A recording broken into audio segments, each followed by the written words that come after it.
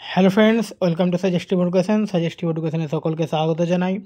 SSC GD 2025-এর জন্য যে আমরা প্রিভিয়াস ম্যাথগুলো প্র্যাকটিস করছিলাম, তার আজকে যে চ্যাপ্টারটা করব সেটা হচ্ছে টাইম, স্পিড এবং ডিস্ট্যান্স, অর্থাৎ সময়, দূরত্ব এবং গতিবেগ। ঠিক আছে, তো এখানে দেখো আমরা প্রথমে টাইপ 1 করব, মৌলিক প্রশ্নাবলী, অর্থাৎ খুব সিম্পল কোশ্চেনগুলো করব, এবং টাইপ 2ও আজকে এই ভিডিওতেই করব। টাইপ 2 আমরা গড় গতিবেগটা করব। ঠিক আছে, তো টাইপ 1 এবং টাইপ 2 আজকে আমরা আলোচনা করব। তো তার প্রথমে একটা ছোট্ট একটা কনসেপ্ট দেখে নিই। আমরা যেটা অবশ্য জানি যে ডিস্ট্যান্স সমান কত।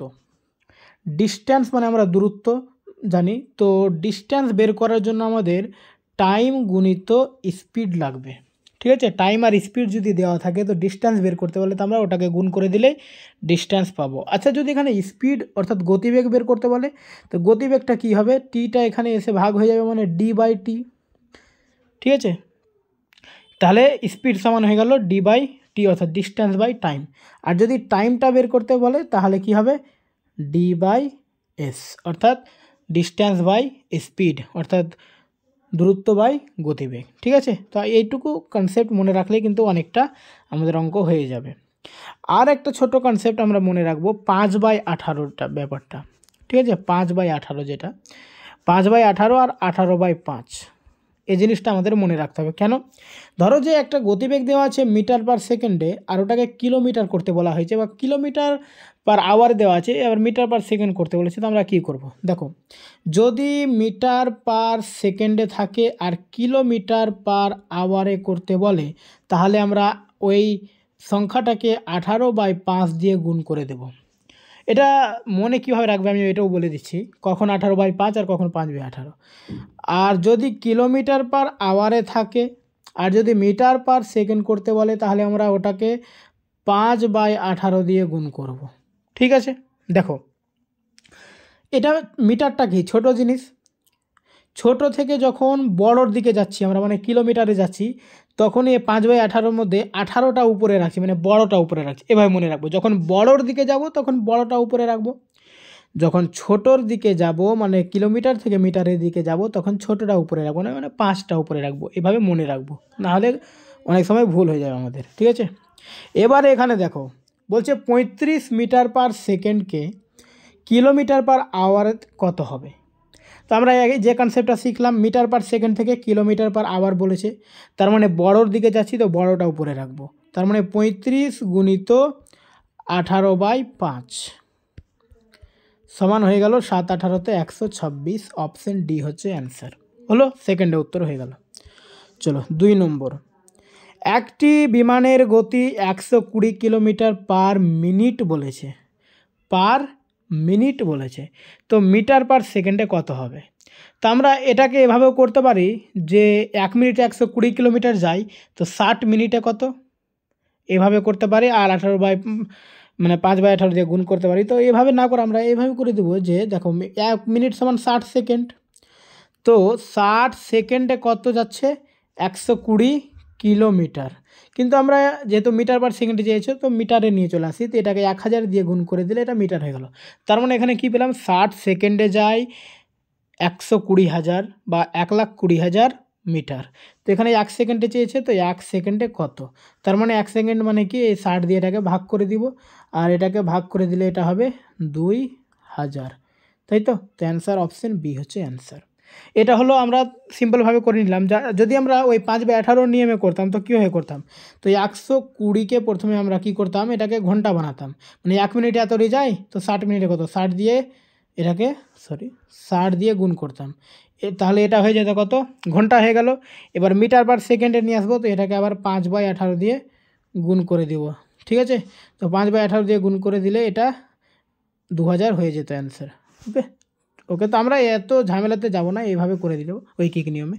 চলো তারপরে দেখো, একটি গাড়ি 50 কিলোমিটার পার আওয়ার গতিতে 150 কিলোমিটার অতিক্রম করতে কত সময় নেবে। সময় চেয়েছে, সময় মানে আমরা কি বললাম যে দূরত্ব বাই গতিবেগ।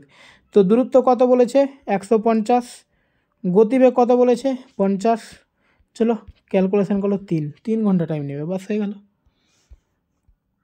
এর গতি বি এর 3 গুণ এবং বি এর গতি সি এর দ্বিগুণ, যদি সি কোনো যাত্রা 66 মিনিটে সম্পন্ন করে তবে এর কত সময় লাগবে। প্রথমে আমরা এখানে অনুপাত সমানুপাতের প্রথম নিয়মটা কাজে লাগাবো, তারপর অঙ্ক হবে। দেখো এ আছে, বি আছে আর সি আছে। এ এর গতি বি এর 3 গুণ, মানে বি যদি 1 হয় এ হবে 3 গুণ যেহেতু বলেছে। আর বি এর গতি সি এর 2 গুণ, মানে সি যদি 1 হয় বি হবে 2। এখানে আমরা পাশে 1 রয়েছে এখানে বসাবো, এখানে পাশে 2 রয়েছে এখানে বসাবো।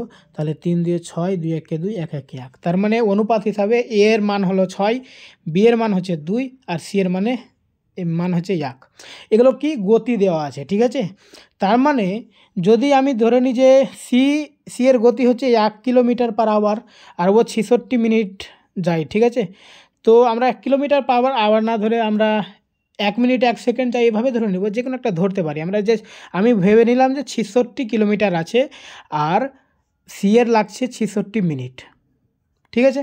তা যেহেতু ওর গতি হচ্ছে 1 আর এর গতি তো 6 গুণ ওর, তার মানে এর যদি টাইম বেশি লাগে মানে 66 মিনিট লাগে, এ তো 1 মিনিটে 6 কিলোমিটার চলে যাবে। তার মানে ও 66 মিনিটে 11 কিলোমিটার যাবে। বোঝা গেল? ও 1 মিনিটে ধরো 1 কিলোমিটার যাচ্ছিল, তো 66 মিনিটে 66 কিলোমিটার যাবে। তার মানে ওই 66 কিলোমিটারই এই 1 মিনিটে 6 কিলোমিটার যাচ্ছে। তো 1 মিনিটে 6 কিলোমিটার যায়, তার 66 কিলোমিটার যেতে ওর 11 কিলোমিটার লাগবে। অপশন এ হচ্ছে অ্যান্সার। ওকে, চলো। এক ব্যক্তি প্রথম 3 ঘন্টায় 4 কিলোমিটার পার আওয়ার এবং পরবর্তী 2 ঘন্টায় 6 কিলোমিটার পার আওয়ার গতিতে হাঁটে, মোট দূরত্ব কত অতিক্রম করে? আচ্ছা, তো আমরা মোট দূরত্ব বলবো 3 ঘন্টায় 4 কিলোমিটার আর 2 ঘন্টায় 6 কিলোমিটার। তার মানে 3 ঘন্টায় যদি ও 4 কিলোমিটার পার আওয়ারে যায়, তার মানে আচ্ছা দেখো এখানে 1 ঘন্টায় গিয়েছে 4 কিলোমিটার, তার মানে 3 ঘন্টায় যাবে ও 12 কিলোমিটার, যেহেতু গতিবেগ হচ্ছে ঘন্টায় 4 কিলোমিটার। আর এখানে দেখো 1 ঘন্টায় ও 6 কিলোমিটার গিয়েছে, তো 2 ঘন্টায় ও 12 কিলোমিটার যাবে, তার মানে টোটাল ও 24 কিলোমিটার গিয়েছে। Option D. আচ্ছা, টাইপ 2 হচ্ছে গড় গতিবেগ। তো গড় গতিবেগ বের করার নিয়ম হচ্ছে আমাদের ডিস্ট্যান্স বাই যে আমরা টাইমটা ছিল ওটাই বের করব, ঠিক আছে। স্পিড সমান ডিস্ট্যান্স বাই টাইম, এই নিয়মে বের করব। তার মানে যখন গড় গতিবেগ বের করতে বলবে তখন আমরা মোট দূরত্বটা বের করব আর মোট টাইমটা বের করব, দিয়ে ভাগ করে দেবো, অ্যান্সার হয়ে যাবে। ওকে, আচ্ছা এখানে দেখো কি বলেছে, 7 কিলোমিটার সমান দূরত্ব 4 বার অতিক্রম করে, তার গতি যথাক্রমে 8 kilometre per hour, 16 kilometre per hour, 24 kilometre per hour, 32 kilometre per hour. তো আমরা এই 7-এর কোনো কাজ করব না, ঠিক আছে, এটা কাজ করব না। আমরা কি করব, ধরে নিলাম যে ও 8 কিলোমিটার পার আওয়ার গেল, 16 কিলোমিটার পার আওয়ার গেল, একটা নির্দিষ্ট দূরত্ব 24 কিলোমিটার পার আওয়ার গেল, 32 কিলোমিটার পার আওয়ার গেল। তো আমরা প্রথমে এই যে সময় কার্য যেভাবে করেছিলাম এইভাবে করব, ঠিক আছে। যে 8 কিলোমিটার, 16 কিলোমিটার, 24 কিলোমিটার, 32 কিলোমিটার, এদের প্রথমে লসাগু বের করবো, আর এদের লসাগুটাই হবে আমাদের মোট দূরত্ব সমান 96। এদের লসাগু হবে 96। তাহলে ও যদি 8 কিলোমিটার পার আওয়ারে যায়, তো 96 কিলোমিটার যেতে ওর 12 ঘন্টা টাইম লাগবে। 16 কিলোমিটারে গেলে ওর 4 ঘন্টা, না সরি 6 ঘন্টা, 6 ঘন্টা টাইম লাগবে, 6 16 96। আর 24-এ গেলে 4 ঘন্টা, 32-এ গেলে 3 ঘন্টা, তাই তো ভাগ করে এগুলো পাবো, মানে এটাকে এটা দিয়ে ভাগ, এটাকে এটা দিয়ে একটা করে ভাগ করে আমরা, তাহলে আমরা মোট টাইমটা কত পেলাম, 12, 6, 4 আর 3, মোট টাইম ওদের এটা লাগছে, ঠিক আছে। এবার মোট দূরত্ব কত দেখো, 96 কিলোমিটার, একবার এগিয়েছে, একবার এটা গতিতে, একবার এটা গতিতে, একবার গতিতে, তার মানে 4 বার যাওয়া হয়েছে। তো 96 গুণিত 4, এটা হচ্ছে মোট দূরত্ব। মোট টাইম কত, 12 আর 6 18, 4 22 আর 3 25, এটা হচ্ছে মোট টাইম। তো এটা হচ্ছে গতিবেগ, তো এটাকে আমরা গতিবেগটাকেই বের করবো, 4 6 24 আর 4 9 36 37 38 বাই 384 বাই 25। অপশানে এটাই রয়েছে, অপশান ডি হচ্ছে অ্যান্সার। যদি ভাঙে থাকতো তো ভাঙতে হতো। ওকে, রোহিত 4 সমান দূরত্বের যাত্রা সম্পন্ন করে। প্রথম যাত্রা তার গতি ছিল 400 কিলোমিটার পার আওয়ার এবং পরবর্তী প্রতিটি যাত্রায় তার গতি আগের যাত্রার অর্ধেক হয়েছিল। এই 4টি যাত্রার গড় গতি কত? আচ্ছা দেখো, প্রথমে গিয়েছিল 400 কিলোমিটার পার আওয়ারে, তারপরে ওর যেবার দ্বিতীয়বার যায় তার অর্ধেক হয়ে যায় গতি, আবার তৃতীয়বার গেলে দ্বিতীয়বারের অর্ধেক হয়ে যায় মানে 100, আবার চতুর্থবার গেলে তৃতীয়বার এটা অর্ধেক হয়ে যায় মানে 50। বারবার বলছে যে প্রতিটি যাত্রায় তার গতি আগের চেয়ে অর্ধেক হয়ে যায়। তো এটা হচ্ছে 4বারের বার গতি, প্রথমে 400, তারপরে 200, তারপরে 100, তারপরে 50। তো এদের যদি আমরা লসাগু বের করি তাহলে এটা হয়ে যাবে আমাদের মোট দূরত্ব, মানে তো লসাগু তো 400 হচ্ছে। এবার এ 400 কিলোমিটার পার আওয়ারে যদি যায় তো 1 ঘন্টা টাইম লাগবে, এটা 2 ঘন্টা টাইম লাগবে, এটা 4 ঘন্টা লাগবে, এটা 8 ঘন্টা লাগবে। টোটাল টাইম হলো এটা কবার গিয়েছে, 4বার গিয়েছে, তাই তো। তার মানে এটাকে 4 দিয়ে আমরা গুণ করে দেব, এটা হয়ে গেল টোটাল ডিস্ট্যান্স, আর এটা হচ্ছে টোটাল টাইম। 8 4 12, 2 14 1 15, এটা হচ্ছে আমাদের গতিবেগ। তো এটা ক্যালকুলেশন করলে আমাদের হয়ে যাবে কত, 15 3 5 15, 5 8 40 80, 4 8 32, মানে 320/3। অপশান সি হচ্ছে অ্যান্সার। চলো তারপরে, একটি নির্দিষ্ট যাত্রার 1/3 22 কিলোমিটার পার আওয়ার গতিতে, 1/4 33 কিলোমিটার পার আওয়ার গতিতে এবং অবশিষ্টাংশ 55 কিলোমিটার পার আওয়ার গতিতে অতিক্রম করা হয়, পুরো যাত্রার গড় গতি কত? আচ্ছা, আমরা এইভাবে প্রথমে মোট দূরত্বটা কীভাবে বের করে দেখো, যে 1/3 মানে 1/3, 1/4 মানে 1/4, ওই আরেকটা হচ্ছে অবশিষ্টাংশ, ঠিক আছে। তো 3 আর 4-এর লসাগু আমরা নিয়ে নেব। 3 আর 4-এর লসাগু কত, 12। তার মানে আমি একটু স্ক্রিনটা পরিষ্কার করে দিচ্ছি, এটা 12 পেলাম। তো আমরা 12 কিলোমিটার মোট দূরত্ব 1/3 গতিতে, আচ্ছা 12-এর 1/3 অংশ মানে 4 কিলোমিটার, 12-এর 1/4 অংশ মানে 3 কিলোমিটার, আর 4 3 7, তার মানে অবশিষ্টাংশ অবশ্যই 5 কিলোমিটার, ঠিক আছে। এটা অবধি তো বোঝা গেছে যে আমরা প্রথমে 1/3 আর 1/4-এর লসাগু বের করলাম, 12 পেলাম। তো 12-এর 1/3 অংশ মানে 4 কিলোমিটার, 12-এর 1/4 অংশ মানে 3 কিলোমিটার, 12-এর 1, আচ্ছা এখানে কিছু বলে না মানে অবশিষ্ট 5, যেহেতু এটি যোগ করলেই কিন্তু মোট 12 হবে, ঠিক আছে। আচ্ছা এবারে দেখো, তো আমরা প্রথম 1/3 অংশ মানে কি 4 কিলোমিটার পেয়ে গেছি, আর 1/3-এর আমার দরকার নেই। তো আমাদের হচ্ছে যে 4 কিলোমিটার গেছে ও 22 কিলোমিটার গতিতে। তার মানে আমরা এখানে মোট টাইম কত, টাইম মানে কি, টাইম মানে হচ্ছে ডিস্ট্যান্স বাই স্পিড। তার মানে এখানে ডিস্ট্যান্স কত হচ্ছে 4 কিলোমিটার, আর গতিবেগ হচ্ছে 22, তার মানে ওর মোট টাইম লেগেছে 4/22। এখানে ডাইরেক্ট লিখে দিলাম।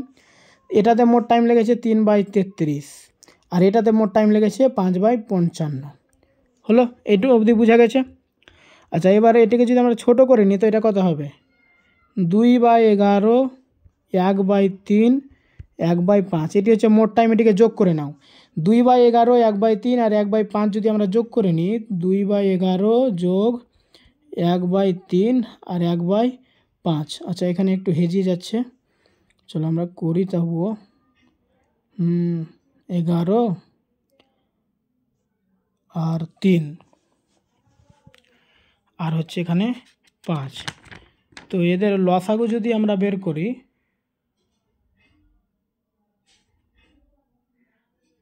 সরি আমি একটা কিছু ভুল করছি, বিশাল বড় ভুল করে ফেলেছি। দাঁড়াও।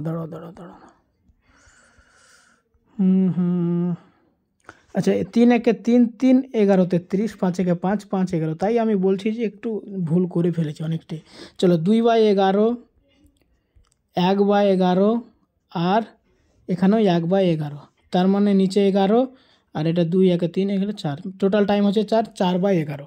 টোটাল ডিস্ট্যান্স কত, 12, আর টোটাল টাইম 4/11, তার মানে ডিস্ট্যান্স বাই টাইম সমান স্পিড, অর্থাৎ গতিবেগ পেয়ে যাব। তো 12কে যদি আমরা 4/11 দিয়ে ভাগ করি মানে 11 4 দিয়ে গুণ, তাই তো, সমান 3 11 33। অপশান সি হচ্ছে অ্যান্সার। তো আজকে এই পর্যন্তই, এরপরে আমরা পরের অঙ্কগুলো, আচ্ছা এখানে আরেকটা অঙ্ক রয়েছে না, ঠিক আছে করে দিই তাহলে। এক নির্দিষ্ট যাত্রার 1/3 24 কিলোমিটার পাওয়ার গতিতে, 1/4 36 কিলোমিটার গতিতে এবং অবশিষ্টাংশ 60 কিলোমিটার গতিতে। একই অঙ্ক রয়েছে, একই রকম। তো দেখো এখানেও 1/3 1/4 বলেছে, মানে আমাদের টোটাল গতি হয়ে যাবে, মানে মোট দূরত্ব হয়ে যাবে 12। 12-এর 1/3 অংশ মানে 4, 12-এর 1/4 অংশ মানে 3, আর অবশিষ্টাংশ তার মানে 5। প্রথম গতি হতে 24, তার মানে 4/24 মোট টাইম এটা হচ্ছে 3/36, এটার মোট টাইম হচ্ছে 60। এটাকে যদি আমরা ছোট করে দিই তো 4 1 4, 4 6, 3 একে 3, 3 12, 5 একে 5, 5 12। তার মানে মোট টাইম হচ্ছে 1-এর 6 যোগ 1-এর 12 যোগ 1-এর 12, তার মানে 12, 2 + 1 + 1, তার মানে মোট টাইম আমাদের লাগছে 4/12, মানে 1/3, তাই তো। মোট দূরত্ব কত হচ্ছে 12। তো 12কে যদি 4/12 দিয়ে ভাগ করি তো আমরা 12/4 দিয়ে গুণ করে দেব। 4/12 দিয়ে ভাগ মানে 12/4 দিয়ে গুণ, উল্টে যাবে। তো এটা হচ্ছে 3, 3 12 36, অপশন ডি হচ্ছে অ্যান্সার। চলো আজকে এই পর্যন্ত, এর পরবর্তীতে আমরা পরের অঙ্কগুলো করব।